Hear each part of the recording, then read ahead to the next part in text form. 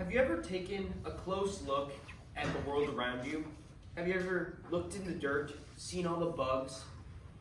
Everything in life has a life. Everything has meaning and purpose. The Blackbird by Ray Dillard shows a young boy who realizes this meaning in life.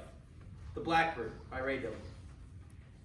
They flew in bunches so big, it's impossible to describe the enormity in the clouds they formed in an otherwise clear sky. They would dance and bounce in unison as they would move from one feeding area to the next.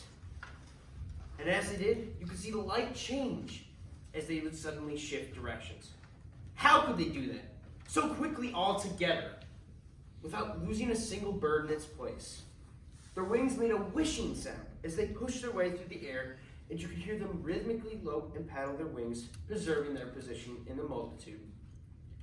I think it was the numbers that made them such an appealing target. They were available and expendable. At least that's what I thought. I had practiced with my Daisy air rifle until I thought I was ready to shoot something real. Something besides the makeshift target drawn on notebook paper and tacked to a cardboard box. The right crayon bullseye was no longer a challenge. I had practiced and prepared, following all safety rules. I was careful to hold the gun in an upright position or pointed down at the ground, so away from others.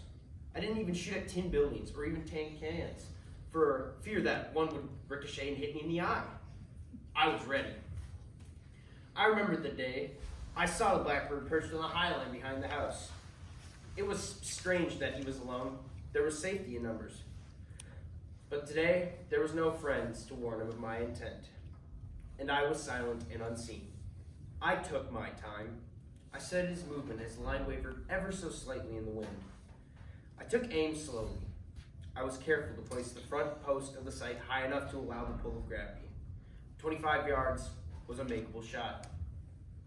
Just hold my breath, breathe out slowly, and squeeze the trigger ever so gently. Shoot! It was the sound of air escaping and propelling the BB towards its mark. I could see that copper-colored projectile as it moved swift and true toward the bird, first from under, then rising slightly above and striking him. He fell cleanly. He never fluttered. There was no fuss. I proudly hurried to his resting place. What a shot! This is something I can boast to my friends about. My dad would smile and he'd call me a deadeye. But this feeling, it didn't last long. The rush of the kill was soon replaced with something unpleasant and unexpected.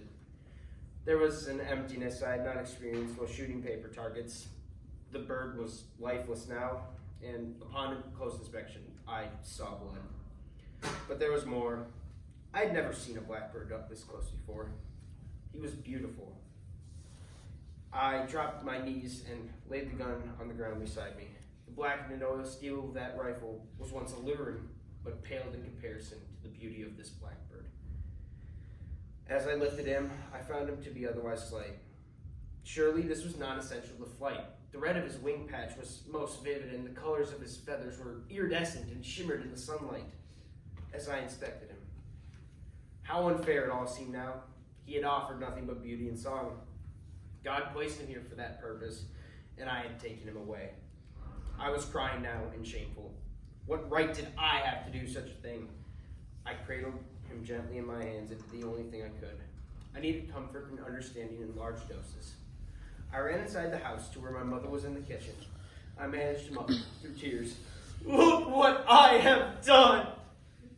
She immediately see my distress and answered, Why, you shot a blackbird.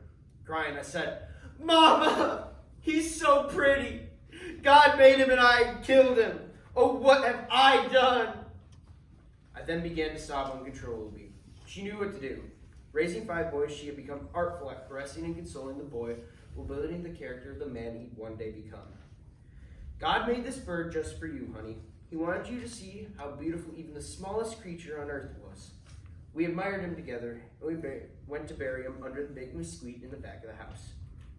I still hunt to this day, but let me assure you, I know to never squeeze the trigger without purpose or without understanding the responsibility of my actions. And I know that men should never go into war without first holding a red-winged blackbird in the palms of their hands.